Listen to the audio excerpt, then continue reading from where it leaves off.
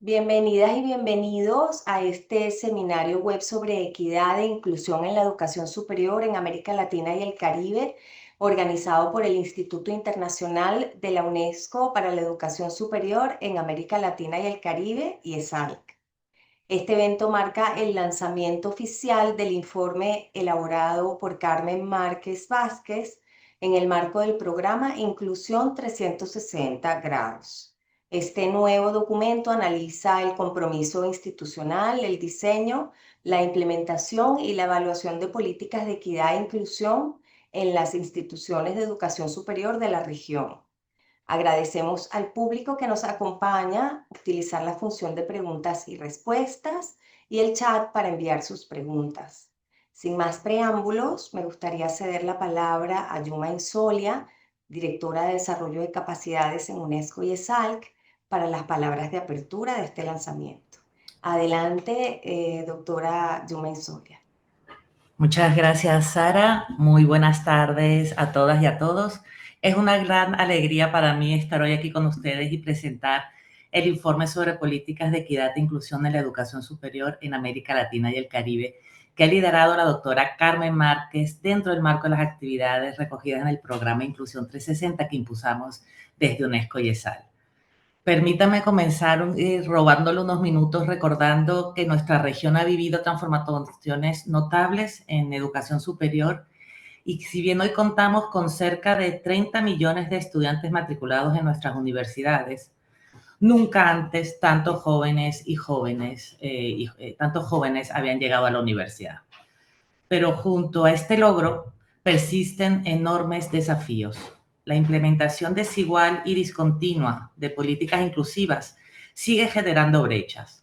Los pueblos indígenas, afrodescendientes, las personas con discapacidad, así como comunidades diversas en términos de género u orientación sexual, enfrentan todavía barreras estructurales que limitan no solo su acceso, sino también su permanencia y su graduación. Este informe que hoy presentamos nos recuerda que la inclusión no es solo acceso. Inclusión significa transformar la cultura institucional, flexibilizar los currículos, revisar los sistemas de admisión, capacitar a nuestros docentes en las competencias inclusivas necesarias, así como ofrecer apoyos financieros, académicos y psicosociales a la par de garantizar la plena participación en la vida universitaria. Es así como la Agenda 2030 nos pide dar un paso más. Y en el Objetivo para el Desarrollo Sostenible número 4 se nos convoca a asegurar una educación inclusiva, equitativa y de calidad para todos y para todas. Hoy efectivamente estamos avanzando. Son muchas las instituciones que ya incorporan un discurso inclusivo y han implementado servicios de apoyo para grupos históricamente subrepresentados. Pero seamos claros, eso no basta para garantizar una educación superior verdaderamente inclusiva. Necesitamos cambios estructurales y sistémicos en nuestras organizaciones y es aquí donde desde el Instituto queremos estar presentes y nuestro compromiso es seguir fortaleciendo la capacidad de las universidades de la región para garantizar el acceso, la permanencia y la participación de todos los grupos sociales en todos los espacios universitarios. Para finalizar, recordemos que todos estos millones de estudiantes son el futuro de América Latina y el Caribe y la inclusión no es un favor ni una concesión, es un imperativo ético, social y democrático y también es la clave para construir juntos universidades más justas, más diversas y más resilientes. Con este informe y con el programa de Inclusión 360 que impulsamos de la UNESCO, así como con el Diplomado de Líderes para la Inclusión en Estrategias para el Diseño y Evaluación de Políticas Inclusivas, nos reafirmamos con el compromiso de trabajar junto a ustedes para que la educación superior en nuestra región sea realmente una palanca de cambio. Muchísimas gracias a todos por acompañarte y comenzamos, Sara. Muchas gracias a Yuma Insolia, directora de Desarrollo de Capacidades en UNESCO y ESALC, por sus palabras introductorias a este reporte que hoy lanzamos de manera oficial. A continuación, entonces, damos inicio al lanzamiento del informe Políticas de Equidad e Inclusión en la Educación Superior de América Latina y el Caribe, a cargo de la doctora Carmen Márquez Vázquez, doctora europea en Ciencias Sociales Aplicadas, profesora titular de la Universidad Autónoma de Madrid, coordinadora del Centro Español de Documentación e Investigación sobre Discapacidad e investigadora invitada en UNESCO y ESALC. Su línea de investigación se centra en las políticas inclusivas en la educación superior Ha dirigido y colaborado en proyectos nacionales e internacionales y cuenta con numerosas publicaciones científicas donde trata de visibilizar la necesidad de fortalecer el compromiso de los sistemas educativos con la equidad y la inclusión. Tiene la palabra profesora Márquez. Adelante. Muchísimas gracias, Sara. Buenos días a todos, a todas. Encantada de compartir este espacio, realmente feliz de poder compartir un trabajo que, bueno, aunque he tenido la oportunidad de dirigir, no ha sido solo mío y en el que he podido colaborar con todo el equipo del instituto y para mí eso ha sido desde luego una gran ocasión de aprendizaje también colaborativo. Quería iniciar esta presentación, como no podía ser de otra manera, agradeciendo al antiguo director del instituto, al doctor Francesc Pedró, la oportunidad que me brindó en su día de poder poner en marcha este plan Inclusión 360 y dentro del marco del plan esta investigación. Muchísimas gracias, doctor, nuevamente por darnos esta oportunidad de profundizar en una realidad tan, yo diría, necesaria, no solamente para la región, sino para todas las universidades del mundo.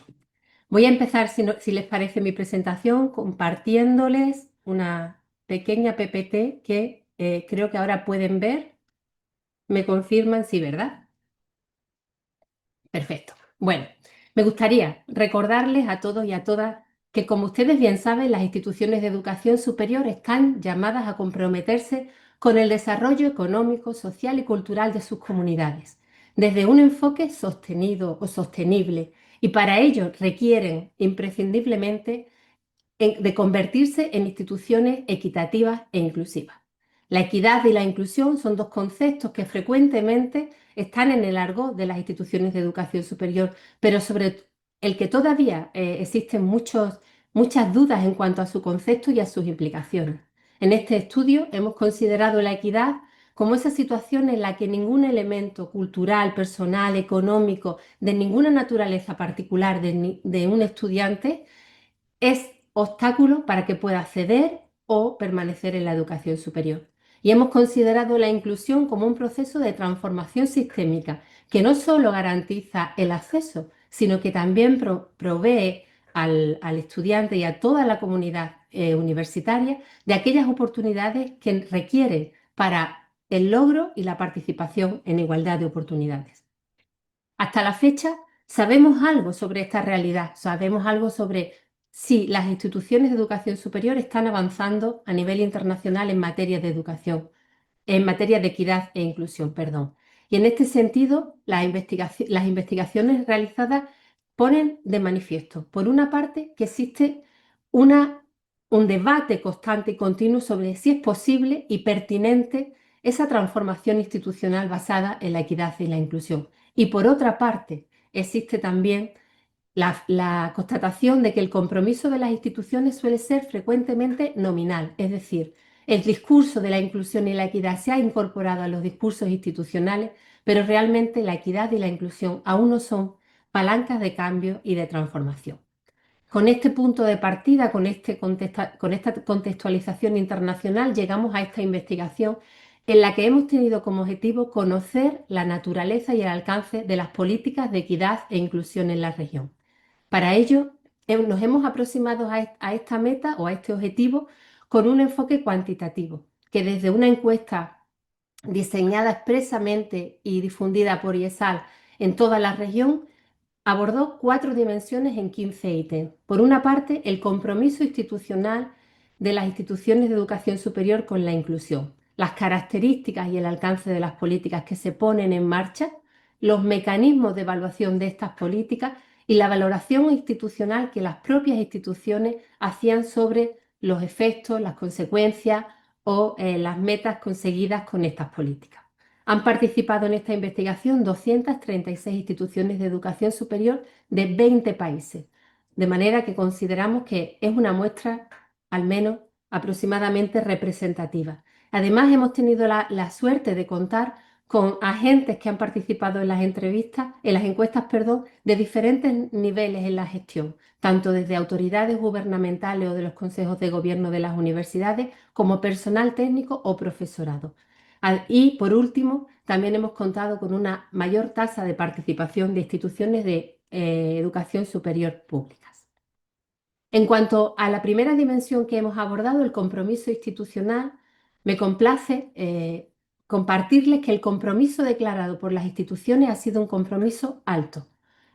Se ha registrado una tendencia positiva de 7,04 sobre 10 en torno a cómo se sienten las universidades de comprometidas con estos valores, con estos principios de la equidad y la inclusión. Sin embargo, al tiempo que este compromiso formal se ha expresado, también hemos podido ver en los resultados que se trata de un compromiso más declarativo que operativo. Un compromiso que viene a confirmar lo que ya comentábamos al principio del encuadre internacional, esa brecha entre el compromiso declarado y los cambios sistémicos que de verdad acometen las instituciones para avanzar en materia de equidad y de inclusión. El 91% de las instituciones de educación superior registraron o declararon algún tipo de iniciativas en este sentido, mientras que un 8,9%, prácticamente un 9%, sí que también nos informaron de que no tenían ningún tipo de actuaciones en esta materia. Además, un dato importante que habla del compromiso parcial o del compromiso, yo diría, sesgado de las instituciones, es que estas propias instituciones que declaran sentirse comprometidas con la inclusión a veces mantienen lógicas bastante contrapuestas que generan espacios de discriminación o desigualdad en las propias universidades. Así que podríamos decir que es un compromiso sesgado, un compromiso a dos velocidades, un compromiso, como decíamos, más declarativo que operativo. A la hora de implementar o de diseñar e implementar las políticas, también nos hemos encontrado con datos bastante destacables. Por una parte, las instituciones han declarado o han informado que cuentan con autonomía para diseñar políticas de equidad o inclusión. Es decir, existen marcos internacionales que cumplir, existen marcos normativos que regulan en sus respectivos países estas actuaciones, pero aún así consideran que tienen un importante margen de maniobra para contextualizar estas políticas, algo muy importante, muy interesante y que es necesario. Sin embargo, también hemos visto que a la hora de diseñar, prácticamente los responsables de los gobiernos o de los órganos de gobierno universitarios son los que tienen un poco la voz cantante y el resto de la comunidad universitaria se queda atrás en esa fase de diseño. No existe prácticamente en ninguna universidad la participación del estudiantado a la hora de diseñar las políticas de inclusión y de equidad. Y tampoco existe la colaboración, no se registra la colaboración de agentes externos. Cuando hablábamos al principio de que las universidades tienen que comprometerse con el desarrollo comunitario, el desarrollo social, económico, cultural de sus comunidades, implica que tienen que trabajar colaborativamente con las entidades externas. Sin embargo, cuando hablamos de equidad y de inclusión, esto no se está dando. Algo también muy importante en cuanto al diseño de las políticas que se implementan o que se desarrollan es que el estudiante es el único destinatario de estas políticas.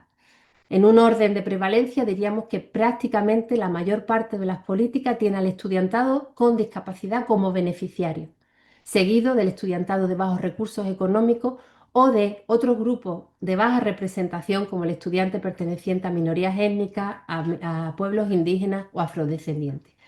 Esto es un dato muy significativo que no podemos dejar pasar, porque cuando hablamos de equidad y hablamos de inclusión, hablamos de ese proceso sistémico que acomete a todo o que integra a todos los miembros de la comunidad universitaria. No puede haber una universidad inclusiva que avance en materia de equidad o inclusión con su alumnado y no lo haga de manera paralela con el resto de colectivos, con el profesorado, el personal de servicio o el resto de la comunidad. Sin embargo, esta idea, desde luego, aún no está presente en las instituciones de educación superior de la región.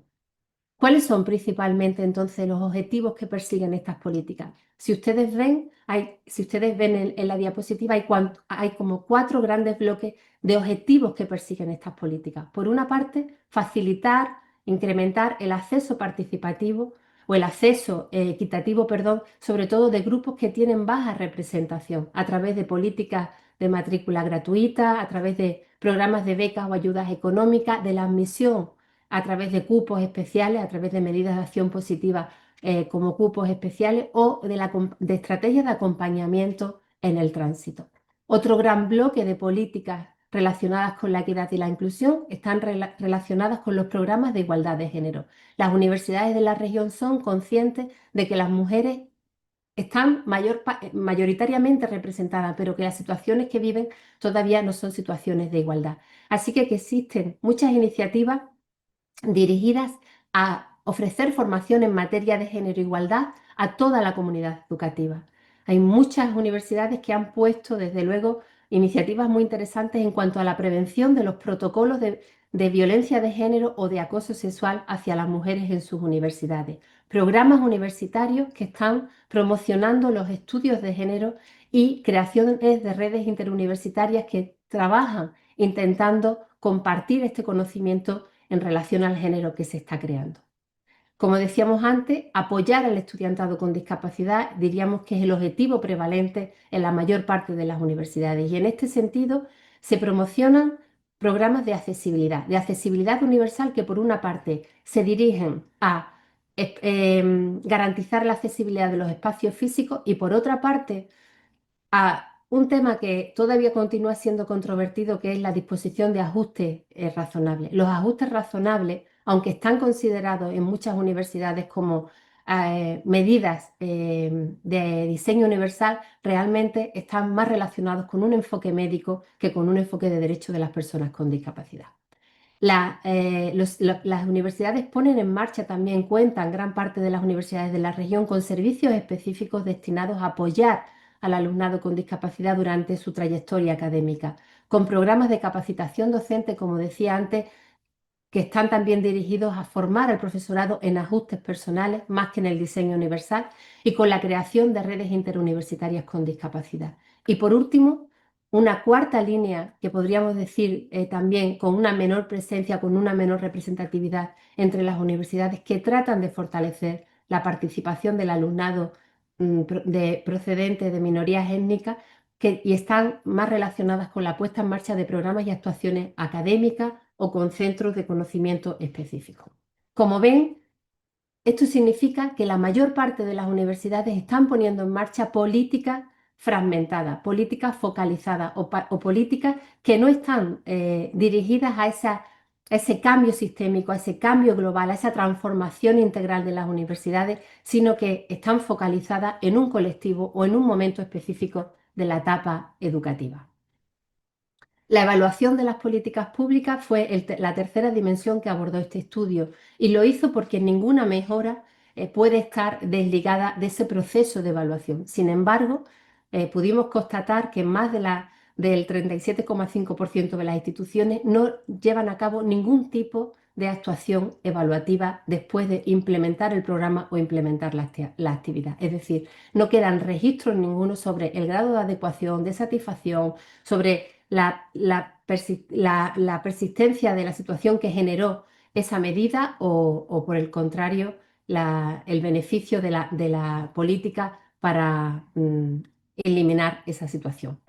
El 62,5% restante sí que confirmó que llevaban a cabo algún tipo de actuaciones. El problema en este sentido es que se confirmó un predominio de las evaluaciones cuantitativas y no de una evaluación diagnóstica o no de una evaluación participativa, que hubiera sido mucho más interesante, o al menos una evaluación mixta que no solamente registrara el grado de satisfacción, sino que también registrara aspectos más particulares de la propia experiencia o de la propia, el propio beneficio que ha comportado al destinatario o la destinataria de la política pública. En cuanto a la valoración que las propias instituciones han hecho de estas políticas, subyacen tres importantes obstáculos interesantes para el debate. Por una parte, el desconocimiento del significado y de la implicación. Aunque las instituciones comenzaron diciendo que se sentían cercanas a estos valores o a estos principios, también terminaron reconociendo que no tienen una idea global de cuál es el significado y sobre todo de qué implicaciones reales debe comportar avanzar y ser una institución de educación superior cada vez más equitativa y inclusiva. Por otra parte, la falta de recursos. Muchos de los responsables políticos que pudieron participar en la encuesta consideraban que la falta de recursos económicos o la falta de recursos personales estaban impidiendo el desarrollo de estas medidas. Y por último, una baja capacitación por parte de los responsables institucionales para el desarrollo. ¿Cómo tengo que desarrollar una política inclusiva? ¿Cómo tengo que evaluarla? ¿Cómo tengo que desarrollar este proceso para que de verdad sea un proceso de transformación? Estas eran las tres grandes limitaciones que las propias instituciones reconocieron. Con todo ello, me permito terminar mi intervención dejando sobre la mesa y para el debate algunos de los retos que he podido extraer o que he podido observar de forma más fehaciente en esta investigación. El primer reto que tenemos por delante en la región en materia de equidad e inclusión en la educación superior es garantizar que este compromiso trascienda el discurso formal y de verdad se materialice en políticas capaces de transformar la cultura, las políticas y las prácticas en la educación superior. Importantísimo también ser capaces de crear espacios de participación de las voces diversas y no diversas, es decir, de quienes están con tradición en las universidades y de aquellos colectivos que se incorporan por primera vez a las universidades, para que todos y todas juntas podamos diseñar políticas verdaderamente de inclusión y equidad. Fortalecer las capacidades internas de los responsables institucionales para que podamos generar estas políticas.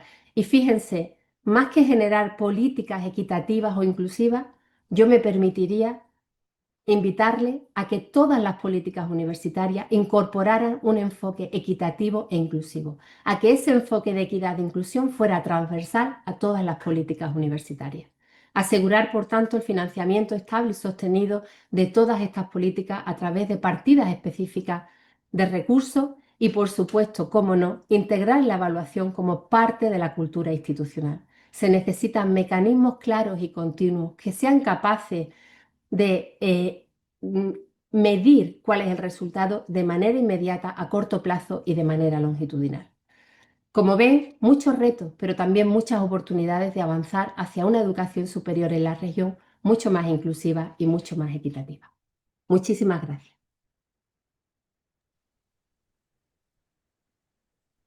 Muchas gracias a la profesora Márquez por su presentación.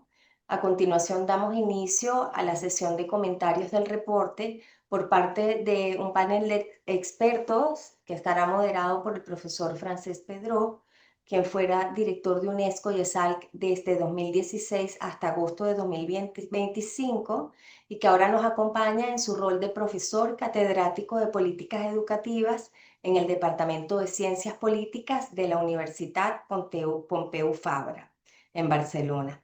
Bienvenido, profesor Pedró, a esta su casa. Muchísimas gracias. En primer lugar, quisiera empezar agradeciendo a la profesora Carmen Márquez el esfuerzo realizado para conseguir un informe que realmente tiene la virtud, a mi juicio, de interpelarnos a todos, ¿no? Yo me tomaré la libertad al final de este panel de hacer algunas consideraciones, pero aunque sea indirectamente, me siento muy orgulloso del hecho de ver que este informe sobre esta cuestión es publicado por el instituto al que tuve la fortuna de pertenecer, ¿no? Entonces, ya sin más dilación, me gustaría dar sucesivamente la palabra a los panelistas de lujo que tenemos para completar esta primera intervención de la profesora Carmen Márquez. Voy a empezar con una primera ronda, con una pregunta compartida que es muy sencilla para todos ellos, a quienes iré introduciendo uno por uno, ¿no? Yo diría que la primera cuestión que a todos nos puede interesar es saber, cada uno desde su perspectiva, cada una desde su perspectiva, qué aspectos considerarían como más relevantes o llamativos, ¿no? O qué más les han hecho reflexionar. Y voy a empezar esta primera ronda dándole unos primeros minutos a la profesora Sylvie Didou-Aupetit, que es doctora en Ciencias Sociales e investigadora en el Departamento de Investigaciones Educativas del Centro de Investigación y de Estudios Avanzados en México y titular en esa institución de la Cátedra UNESCO Globalización y Educación. La profesora Didou-Aupetit coordina dos líneas de investigación sobre democratización de oportunidades y acceso e internacionalización y equidad en educación superior, lo cual le permite, creo, cualificar muy bien para responder a esta primera pregunta. Profesora Didou-Aupetit, ¿Qué nos puede decir? ¿Cuál sería su reacción ante las ideas? Bueno, primero que nada, gracias por la invitación. Fue un gusto leer ese reporte. Creo que a diferencia de algunos documentos de ese tipo, tiene una virtud enorme que es la de tener un acercamiento a la vez integral y crítico de lo que se ha hecho en los últimos años en muchas partes del mundo en relación a la equidad. Entonces, creo que también muestra una articulación quizás deficiente sobre la cual habría que trabajar en los próximos años desde un punto de vista de lo que puede hacer el IESALC en el marco de la iniciativa Equidad 360 grados, que es la articulación a veces deficiente de las políticas públicas con las políticas institucionales. Y al respecto me interesaron dos cosas. Una, la formación y la capacitación de quienes están a cargo tanto del diseño como de la implementación de esas políticas. No hay espacios de participación compartida y creo que esto limita forzosamente el alcance de dichas medidas. Además de ser una de las razones de un tema que es también un tema fuerte en el discurso educativo y en el ámbito, que es el malestar docente. Los docentes operan políticas para las cuales no han sido consultados. Y eso es obviamente un problema. Otro tema que habría quizás que trabajar a futuro es el tema de cómo evaluar esas políticas. Creo que lo mencionado por la doctora Márquez sobre el tercer sector intermedio entre burocracia y académicos es fundamental. Las instituciones carecen de recursos, sobre todo en regiones como América Latina, pero también en muchas otras partes.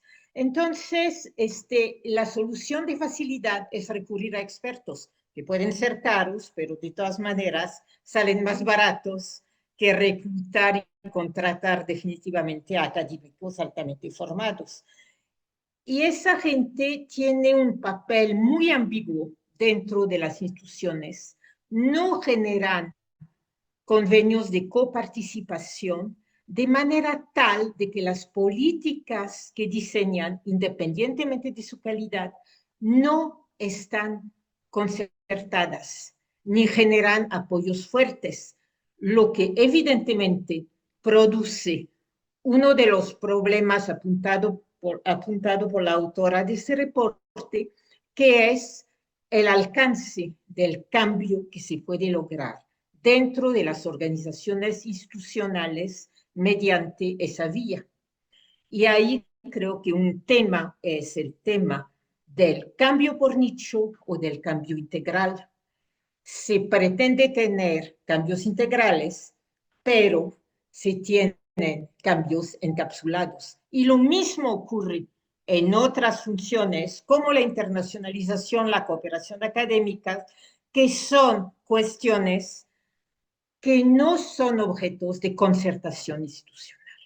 Entonces hay una necesidad de diálogo y hay una necesidad de participación que desgraciadamente no han sido atendidas del todo por los organismos, independientemente de la generosidad de quienes están a su cargo y de sus compromisos éticos. Gracias.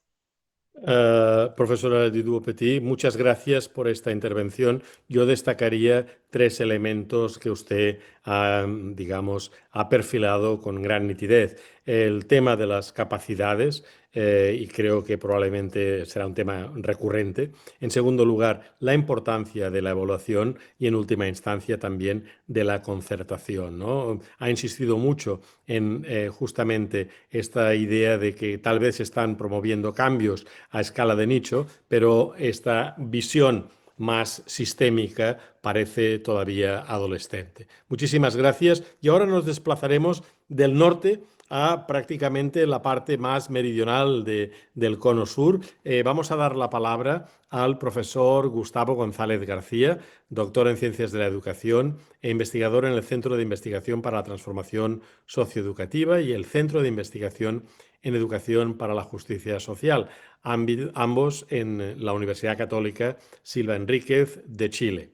Las investigaciones del profesor González García versan sobre formación de docentes para la justicia social, vías precisamente inclusivas de acceso y permanencia en la educación superior, que es el tema que hoy nos reúne, y perspectivas pedagógicas pertinentes y relevantes culturalmente, entre otros muchos temas. Profesor González García, nos encantaría tener también su visión acerca de qué es lo que tal vez más le ha impactado o destacaría de este informe que acabamos de presentar. Adelante. Sí, muchas gracias, Francesc. Y muchas gracias también, agradezco mucho la invitación de UNESCO y del Instituto a ser parte de este panel. Felicitaciones, Carmen, felicitaciones al Instituto por este trabajo. Yo diría que pionero por la representatividad, como tú bien decías, de las personas que participaron, digamos, en esta encuesta. Y por lo mismo, digamos, en ese sentido se valora tener esta información también a nivel, ¿cierto?, de nuestro continente. Yo diría que de los resultados de este reporte se muestra que hemos avanzado, en aspectos importantes, pero que al mismo tiempo existen tensiones de cómo estamos avanzando, digo. Tensiones, algunas cosas que también nos indican que hay que mejorar y hay que hacer cambios también importantes en la manera en que estamos haciendo las cosas en educación superior en materia de equidad e inclusión. Dentro de lo que hemos avanzado, digamos, estamos claros de que hay disposiciones, hay muchas mejores disposiciones y compromisos hacia la inclusión. Se ha ido creando una legislación, se han ido instalando políticas, programas, ¿cierto?, de equidad y de inclusión en la educación superior. Se están entregando recursos materiales y humanos, y cuando digo humano especialmente me refiero a la instalación de personal especializado en la institución de educación superior. Pero bueno, al mismo tiempo que existen estos avances, que a veces son un poco tal vez declarativos, como dicen los resultados de la encuesta, pero se van mostrando tensiones, ¿ya? Y dentro de las que más llamativas, que a propósito de la pregunta que me hacía Francesc, yo diría que, por ejemplo, está el tema de la concepción y de la estructuración de las políticas y programas institucionales de equidad e inclusión, ¿ya? Me refiero a que pareciera que los programas institucionales tienen una orientación teórica y técnica de alcance limitado, aislado en la institución universitaria, ¿ah? Muchas veces con referencia al cumplimiento de exigencias externas y normativas, ¿ya? Donde los objetivos y propósitos de inclusión se circunscriben a estos programas y equipos especializados y no se traspasa yo diría la responsabilización, pero también la capacidad a toda la comunidad universitaria en temas de inclusión y de acuerdo a cada rol, digamos, ¿ya? En ese sentido, ¿cierto? El reporte, los encuestados dicen que echan de menos visiones más sistémicas, así lo interpreto yo, digamos, un poco. Visiones más sistémicas con respecto a la universidad, a la inclusión, perdón, porque los programas siguen, ¿cierto?, estas estrategias más focalizadas, compensatorias sobre estos grupos que bien mencionaba Carmen, grupos de estudiantes, ¿cierto? En vez de concebir la transversalidad y la complementariedad que tiene que tener los desafíos de inclusión en la universidad, ¿ya? Porque adicionalmente cuando se plantea que las políticas de inclusión pierden sentido, cuando se plantea, ¿cierto?, el reporte dice que se desconoce lo que significa la inclusión, o cómo ser inclusivo, yo diría que también tiene que ver porque cómo no se ha internalizado en qué consiste la inclusión. Se piensa tal vez que la inclusión es un conocimiento experto, que alguien lo tiene, que se consigue en un curso, que se consigue en algún texto, ¿cierto? Y yo diría que también hay que pensar que que la inclusión es más un verbo, es más una acción, es más una construcción, ¿cierto? Que se tiene que ir construyendo situadamente de acuerdo a cada rol que tengamos en la institución universitaria. Ya es un desafío. Hay que tener una orientación, una perspectiva. Claramente a veces también tenemos que tener un conocimiento técnico experto, pero también tenemos que tener la habilidad, la capacidad, ¿cierto?, de crear inclusión en nuestras instituciones. Y yo diría que eso a mí me invita un poco como a interpretar también quizás ir un poco más allá, ¿cierto?, de de lo que nos están diciendo los participantes de esta encuesta. Y también tal vez como también podemos ayudar a leer, ¿cierto?, estas necesidades que pensamos que existen con respecto a a la inclusión. Eso, Francés. Muchas gracias. Muchas gracias, profesor González García. Me ha parecido también muy notable, por una parte, el reconocimiento de que efectivamente ha habido progreso, está habiendo progreso, pero por otra parte también ha destacado algunos de los frenos importantes y uno de ellos es, digamos, se podría formular en términos de pregunta. ¿Realmente la inclusión ha sido internalizada por todos los miembros de la comunidad universitaria o, por el contrario, como pareciera, se ha convertido en el territorio exclusivo de unos grandes especialistas, tal vez sin los recursos necesarios, ¿verdad?, pero que practican la inclusión afectando a núcleos y a perfiles de estudiantes de una manera no necesariamente sistémica, ¿no? Muchas gracias. Vamos ahora a desplazarnos hacia, como yo diría que a medio camino. Hemos empezado en México, hemos bajado a Chile y ahora nos vamos a Perú. Me gustaría dar la palabra a la profesora Ileana Monti, que es candidata a doctora en Sociología por la Pontificia Universidad Católica del Perú. Dirige el Instituto de Gobierno y Desarrollo Humano en ese país y su trayectoria, de la que, digamos, sé bastante gracias a su paso por el instituto, combina la investigación en equidad y género en la educación superior con el desarrollo de sistemas de monitoreo y evaluación para políticas y proyectos sociales, ¿no? Ha trabajado con organismos internacionales como la propia UNESCO, el British Council, GIC y gobiernos como el de Perú, el de Chile o proyectos de cooperación internacional con Etiopía y Mozambique. Profesora Monti, bueno, en fin, ¿qué nos quiere contar? ¿Qué le ha parecido más relevante o qué le ha interpelado más de este informe? Adelante, por favor. Sí, hola, buenos días, Francesc, buenos días, Carmen, con todos. Muchas gracias por la invitación y me uno también a las felicitaciones. Este informe creo que echa luz sobre varios aspectos que venimos estudiando y yo quisiera un poquito reforzar lo que ya han dicho mis colegas que estamos compartiendo hoy el panel. Uno de los datos que a mí me ha causado más interés para profundizar es este de que el 49% de las instituciones de educación superior que participaron del estudio han declarado que el desconocimiento sobre los conceptos de inclusión y equidad son uno de los principales obstáculos, ¿no? Que Gustavo también lo decía en esta intervención.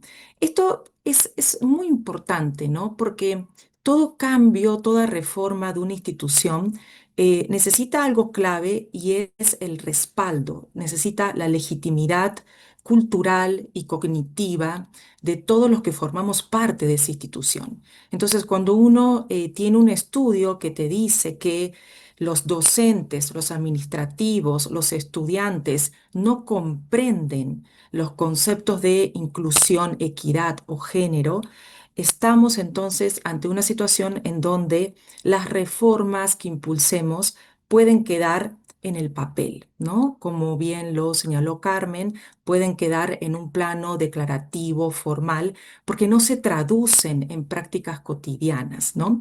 Y esa traducción no existe porque hay un déficit cognitivo, ¿no? Que, como bien también lo dice el informe, ralentiza, limita la implementación, ¿no? Esta transversalización que señalaba Gustavo, porque efectivamente las personas no comprenden, entonces no han interiorizado el sentido de este cambio y menos aún se pueden apropiar de las reformas.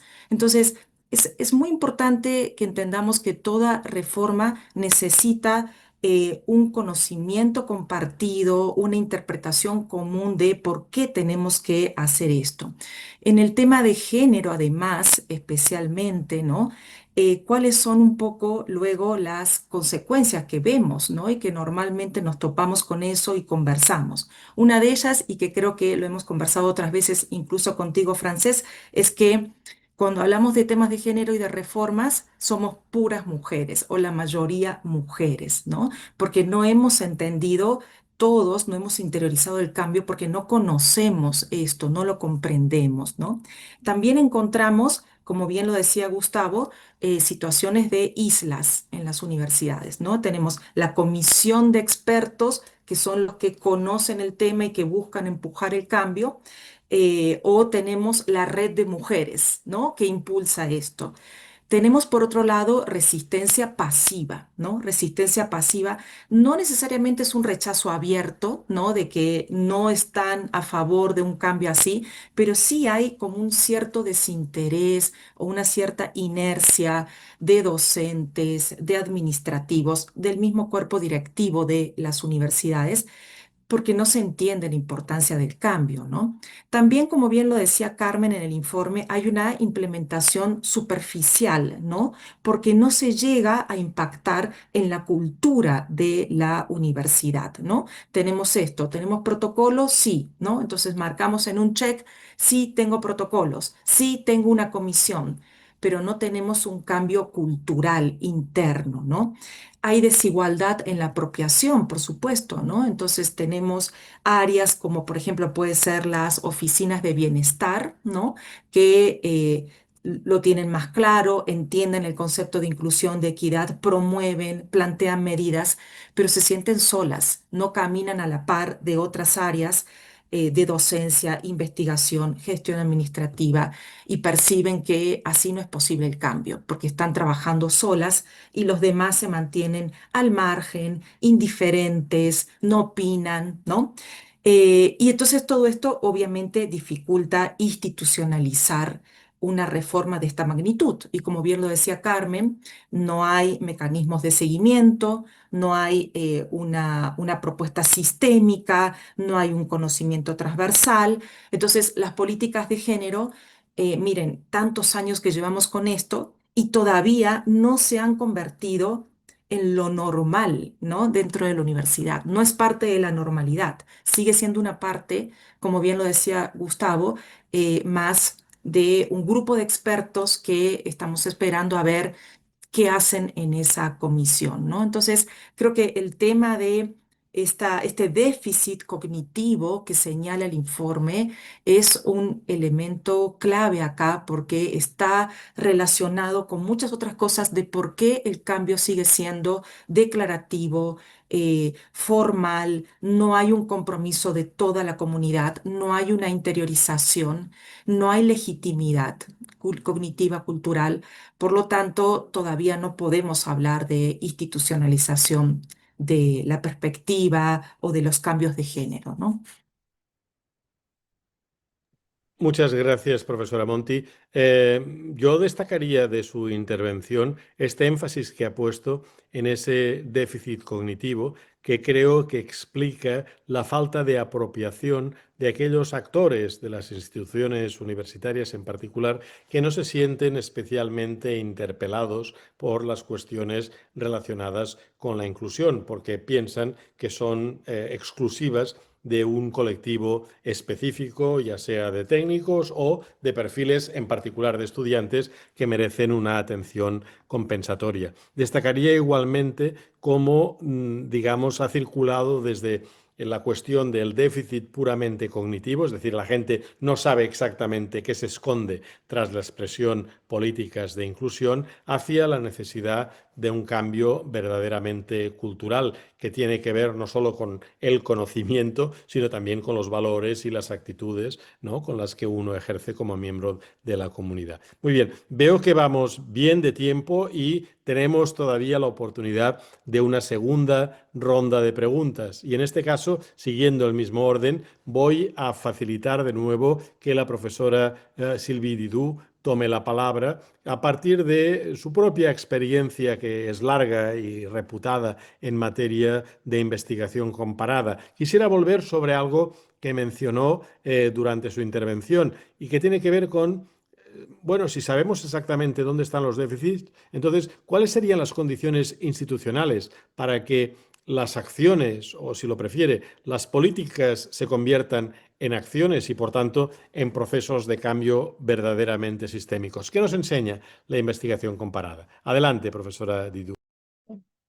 Creo que en términos generales, la definición de las articulaciones entre política institucional y política institucional tiene que ser trabajada en forma más general en toda la región. ¿Por qué? Porque tenemos una cuestión que tiene que ver con ciertos déficits de democracia, además de los déficits de conocimientos. Es decir, solemos tener políticas que enmarcan las acciones institucionales en cierto sentido, que puede ser diferente en torno a objetivos y propósitos, pero que por otra parte juridifican la posibilidad de desarrollar medidas adecuadas al entorno. Y creo que eso es una de las cuestiones que habría que trabajar más claramente y que ha mencionado la doctora Márquez cuando dice que hasta ahora muchas universidades se quedan en lo declarativo en relación a la equidad. De esa manera, necesitamos, por una parte, yo diría, en términos regionales, lograr construir entornos amigables para la equidad, y esos entornos amigables tienen que ver con el financiamiento, que es muchas veces insuficiente, con la normativa, con la promulgación de leyes que propician la inclusión y la equidad, pero también con los objetivos. Y también tienen que ser políticas que permitan dos cosas. Uno, que las políticas institucionales sean locales, en el sentido de responder a necesidades de su entorno, y sean endógenas, es decir, partan de la situación propia. Y es muy llamativo, por ejemplo, que en México, por lo menos, las políticas de equidad e inclusión hayan sido desarrolladas esencialmente por dos tipos de instituciones distintas. Una, las universidades, independientemente de su estatuto propio, sean estatales o federales, y los institutos tecnológicos, ahí sí, desde el ámbito de las políticas públicas, con base en normativas de orden nacional.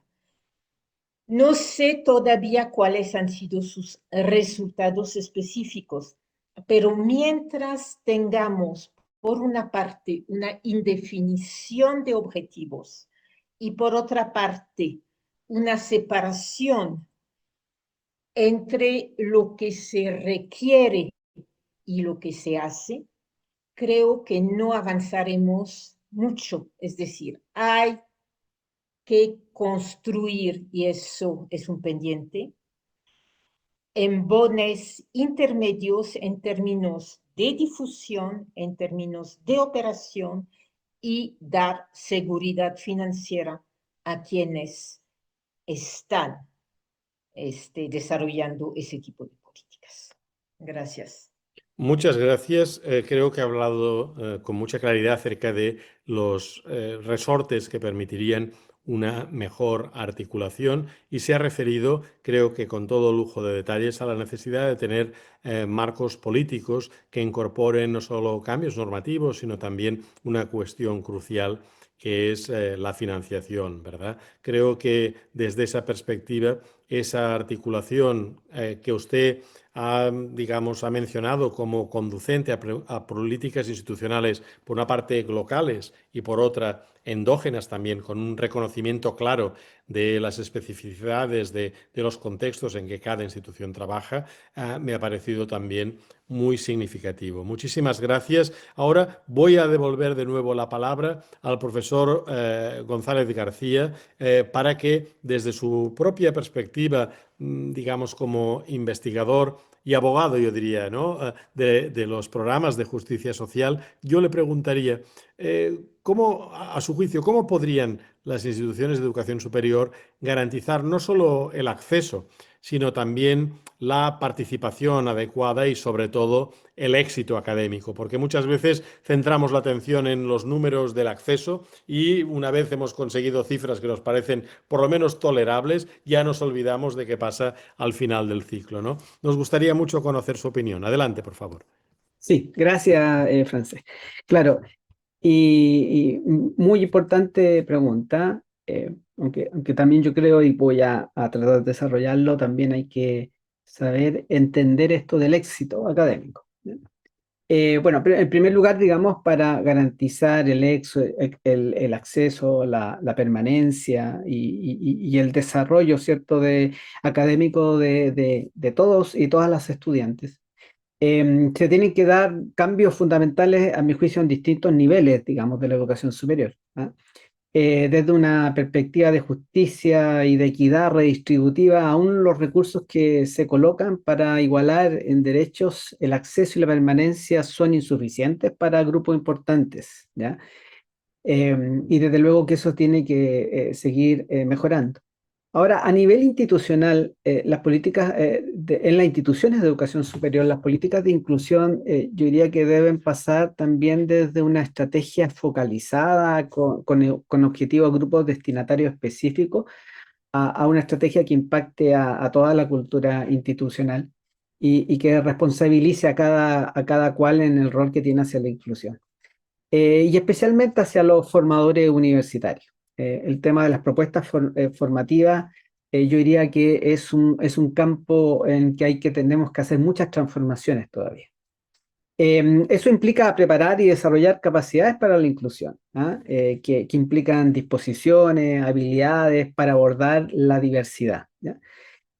Porque los desafíos de la diversidad no consisten solo en que cada formador, en que cada integrante de la institución sea experto en las características y necesidades de cada grupo a incluir. También consiste en la disponibilidad de sistemas de apoyo, en estrategias diversificadas de enseñanza, en colaboración interdisciplinaria, en preparación metodológica para contextualizar el currículum y la enseñanza con las identidades y trayectorias de vida de los y las estudiantes, ¿ya? Que es un tema que particularmente yo trabajo mucho, digamos, en mi investigación. Yo diría que la justicia social consiste en entregarle estas capacidades y agencia a cada estudiante, y especialmente a aquellos que han sido tradicionalmente excluidos y subvalorados, ¿ya?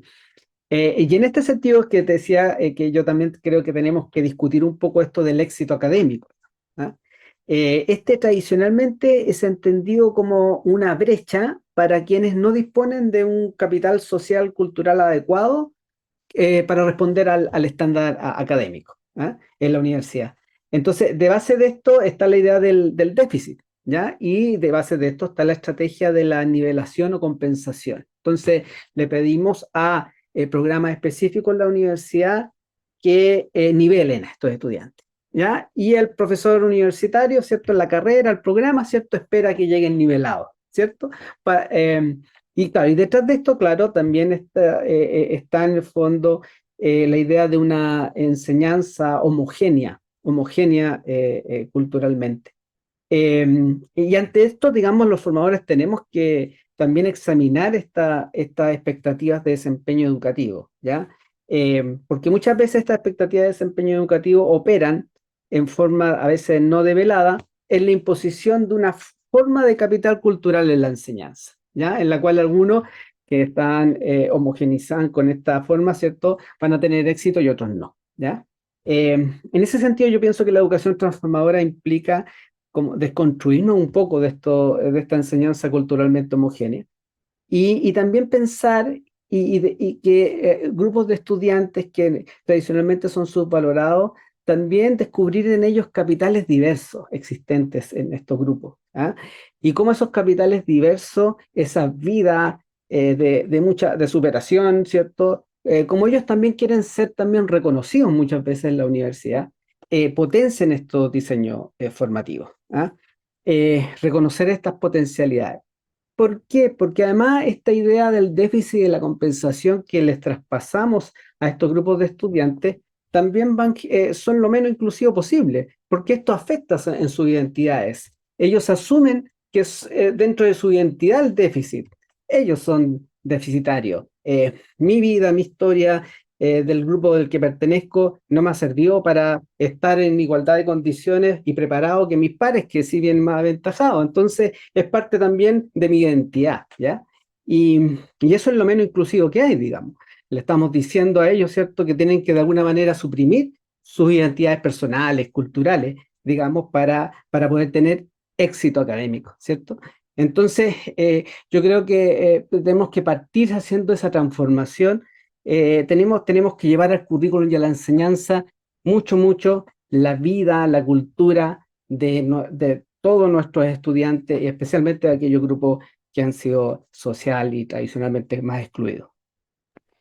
Muchas gracias. Muy interesante ver que esta discusión que empezó siendo sobre políticas de inclusión nos lleva en realidad a otro terreno muy espinoso, que es el terreno de la deconstrucción del concepto de éxito académico o, lo que es peor, el territorio también de, digamos, la leve, ¿cómo diría yo?, frontera que existe entre identificar grupos que merecen una atención prioritaria con el hecho de tipificarlos como grupos deficitarios y, por tanto, hacerles transformar su identidad de manera que ellos mismos se perciben en sí mismos como deficitarios. Muy interesante esta discusión. Lamentablemente, el tiempo se nos echa encima y ahora me gustaría, yo no sé si nos va a dar tiempo, pero en cualquier caso, creo que tenemos todavía tiempo para una última intervención de la profesora Monti. Y antes de cerrar, me gustaría ofrecer, nada, un minuto de gloria, ni que sea, a la profesora Márquez para que tal vez nos comparta también sus reflexiones antes del cierre. Para la profesora Monti, yo quisiera, digamos, insistir de nuevo en su bagaje profesional, que tiene mucho que ver justamente con las políticas de equidad de género, ¿no? El informe que ha presentado la profesora Márquez muestra que, en particular, las mujeres se enfrentan a obstáculos específicos que derivan en situaciones a veces de violencia, de acoso, etcétera, ¿no? Desde su perspectiva, ¿qué aprendizajes desde las políticas de equidad de género podrían aplicar las instituciones de educación superior para generar eso que podríamos denominar como marcos o políticas inclusivas interseccionales o, si lo prefiere, transversales? Adelante, por favor. Sí, gracias, Francesc. Bueno, hay muchas profesoras conectadas a este webinar, entonces con muchas de ellas conversamos sobre qué nos pasa, por ejemplo, en Perú. ¿Por qué tenemos tantas medidas desde años, por ejemplo, becas 18, becas de permanencia, cuotas para entrar a los proyectos de investigación que financia el CONCITEC? O cuotas para el acceso de mujeres, ¿no?, a la universidad. ¿Qué nos pasa si tenemos todo eso? ¿Por qué no podemos avanzar? ¿Por qué sigue habiendo tantas tensiones, tantas dificultades, ¿no? Y ahí nuevamente este esquema que plantea Carmen en el informe entre equidad e inclusión nos invita y nos tiene que ayudar a reflexionar sobre muchas cosas, ¿no? En el Perú, en los últimos años, se ha trabajado mucho para poder nivelar el campo de juego, ¿no? Para poder darles una mano a las mujeres, darles un pequeño empujón, ¿no? Con todas estas medidas que he mencionado, para que puedan llegar a la universidad o luego continuar trabajando en este campo, ¿no? Sin embargo, como bien lo venimos diciendo en esta conversación, no se trata solo de nivelar el campo, se trata también de transformar el propio juego, ¿no? Y eso implica todo lo que venimos hablando, las reglas de juego, los actores que están jugando, el conocimiento que tienen, etcétera, ¿no? Entonces, cuando hablamos de qué necesitamos, qué aprendizajes podemos sacar de todo esto, es que el principal es que no podemos limitarnos a acciones correctivas. No podemos seguir pensando que el cambio está, como también lo dice el informe, desde el lado del estudiante, ¿no? Y que también Gustavo lo mencionaba, ¿no? Con esta cultura del éxito, ¿no? Estamos presionando de alguna manera y paradójicamente cada vez más al estudiante o a la mujer en cuanto a que te pongo una medida correctiva, ya, entonces tú tienes que subirte al carro, ponerle el acelerador y seguir el ritmo que veníamos teniendo, ¿no? Se acordarán, hace un tiempo atrás ganó el premio Nobel Claudia Goldin, ¿no? Con el tema de las brechas de género en el mercado laboral y que también ella hacía mención a esto, ¿no? ¿Hasta qué punto estas medidas correctivas presionan más a las mujeres para que se suban al mismo carro, pongan el acelerador, pero son mujeres que terminan fugándose del carro porque no pueden seguir el ritmo, lo cual nos está diciendo nuevamente que el aprendizaje va por hacer cambios por dentro mucho más solventes que los han mencionado, los hemos mencionado aquí, cambios en el currículum, en prácticas pedagógicas inclusivas, espacios seguros y respetuosos, pero que además son cambios que implican además tocar ciertos temas medulares, ¿no? Por ejemplo, cómo hacemos investigación en la universidad, ¿no? Que va a implicar ya no seguir el mismo ritmo en una carrera de mérito, de meritocracia puramente para las mujeres, sino también ver cómo reestructuramos la política de hacer investigación trabajando de manera en equipo, ¿no? Con otras reglas de juego. Entonces, estas transformaciones implican cambios culturales muy grandes, profundos, que también, como lo decía la doctora Silvi, tiene que ver también con prácticas democráticas dentro de una institución. Entonces, hay muchos aprendizajes para sacar bajo este esquema equidad e inclusión y hay mucho por hacer y que se puede hacer también porque hay ya ejemplos que van avanzando y también hay cierto compromiso, como bien lo ha mencionado Carmen en el informe. Muchas gracias, profesora Monti. Realmente, mientras la escuchaba, yo mismo me estaba planteando, y es una pregunta que tal vez voy a traspasar a la profesora Márquez ya para ir cerrando poco a poco. Yo me preguntaba hasta qué punto, con estas incursiones que hemos hecho en lo que podríamos denominar buenas prácticas, estamos atajando, de hecho, el problema de fondo. Porque tal vez el problema de fondo no sea cómo actuamos de nuevo sobre targets, o sea, sobre grupos, nichos de población, nichos de perfiles de estudiantes, sino hasta qué punto el concepto de institución de educación superior, el concepto de enseñanza e investigación en la universidad, no tendría que ser revisado porque tal vez el modelo tal y como lo tenemos ahora no dé más de sí en términos de favorecer la inclusión, ¿no? Es realmente una pregunta importante que nos hacemos, digamos, indefectiblemente de vez en cuando, ¿verdad? Cuando nos damos cuenta de que tal vez con medidas, con estrategias y demás, tapamos algunos agujeros o creemos que lo estamos haciendo, pero en realidad, cuando usted, profesora Monti, aboga por un cambio cultural, en realidad está abogando también por una redefinición de lo que es la buena docencia universitaria, la buena práctica investigadora universitaria. En fin, no quiero insistir y si les parece, le voy a hacer la palabra a la profesora Márquez para que nos haga un poco un retorno de todas estas magníficas intervenciones que hemos tenido hasta el momento y al término de su intervención, profesora Márquez, yo me permitiré hacer también algunas reflexiones finales. Profesora Márquez tiene la palabra. Muchas gracias, doctor Pedro. Muchísimas gracias a todos los colegas que han compartido la mesa, a la profesora Didú, al profesor González García y a la profesora Monti, ¿no? Queriendo hacer un poco acopio de todo lo que comentaban ustedes, que me parecían tan interesantes sus intervenciones, e intentando responder a la pregunta que me planteaba el doctor Francesc Pedro. A mí hay algo que la profesora Didú ha puesto de manifiesto y que me parece muy interesante cuando hablamos de inclusión y es la contextualización, ¿no? ese proceso endógeno que cada institución tiene que acometer de manera propia y personal, por decirlo de alguna manera, ¿no? Así que contraria casi totalmente a todo lo que tiene que ver con buenas prácticas que no dejan de ser repetir posiblemente experiencias de éxito en un contexto, pero que nada tiene que ver. Para mí, a mí hay algunos aspectos que me gustaría señalar de todo esto. En primer lugar, que cuando hablamos de equidad, de inclusión, estamos hablando de un derecho y no de algo subsidiario. No es algo que se pueda elegir o no se pueda elegir para una institución de educación superior de acuerdo con mi alumnado, de acuerdo con mi estudiantado. No, es un derecho y es un derecho que implica, lo dice en un informe que ustedes elaboraron en 2021 más o menos, creo recordar, ¿no? Implica construir un espacio que facilite el pleno desarrollo de todas las personas, con independencia de cuáles fueron o cuáles son las características, cuáles son los condicionantes, cuáles son los puntos de partida. Y esa construcción de ese espacio, que yo me lo imagino como un espacio que intenta sacar lo mejor de cada persona y que intenta, yo diría, como llevarla a su mayor desarrollo, requiere esa contextualización, requiere que cada institución aborde cuál es su cultura, aborde cuáles son sus políticas y cuáles son sus prácticas y cuál es el significado que para ella tendría la inclusión.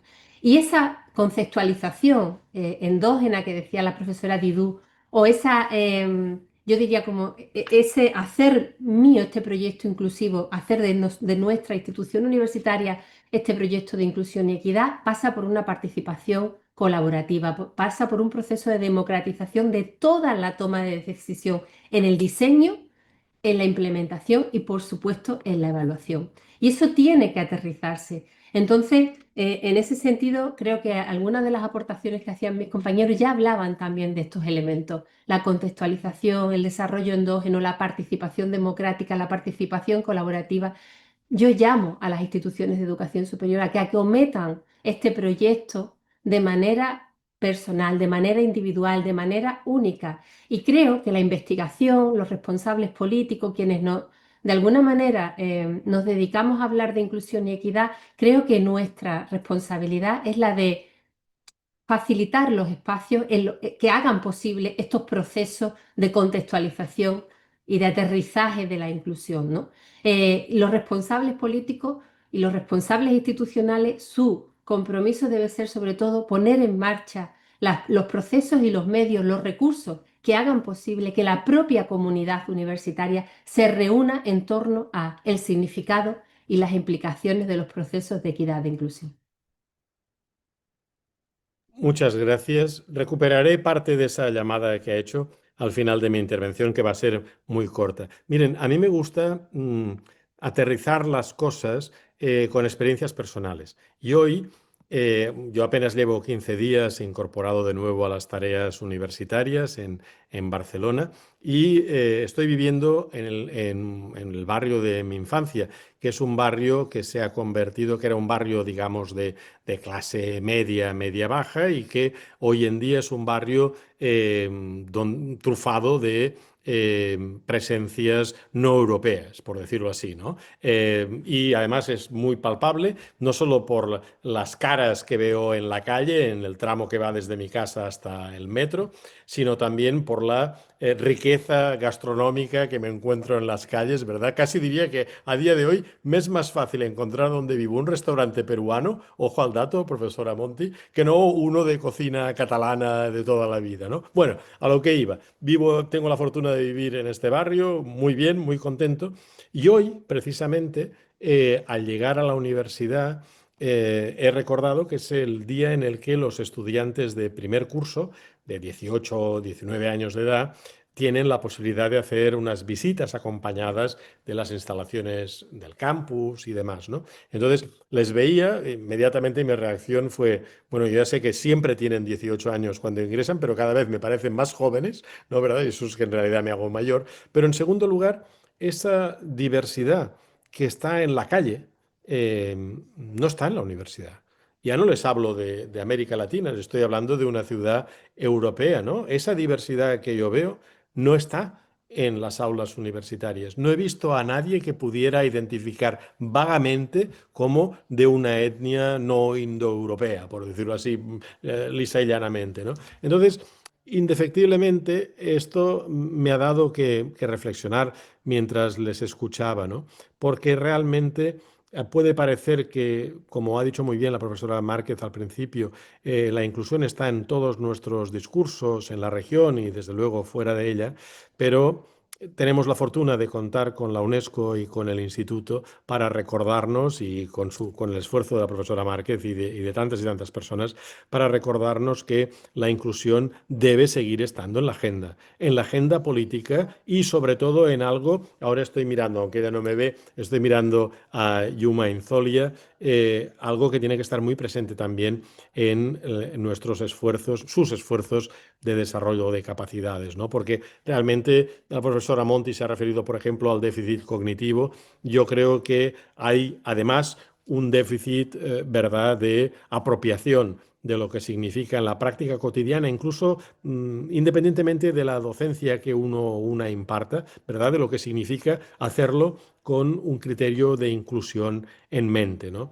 Entonces, me ha parecido realmente muy interesante. Lamento no poder colaborar, digamos, más en este esfuerzo, pero ahí queda la herencia de este estudio que yo creo sienta las bases de un verdadero programa de trabajo, probablemente del Instituto y de la UNESCO, en materia de educación superior. De nuevo, muchísimas felicidades, mi agradecimiento, muchísimas felicidades a la autora por su esfuerzo, mi agradecimiento también a los panelistas. He tenido la sensación de que se nos iba el tiempo rápidamente, pero lo he disfrutado muchísimo, y por lo que veo en los comentarios también de las personas que nos han acompañado virtualmente, creo que también todos y todas hemos aprendido mucho. Muchísimas gracias de nuevo, y ya sin más le cedo la palabra para el cierre a Sara. Adelante, Sara.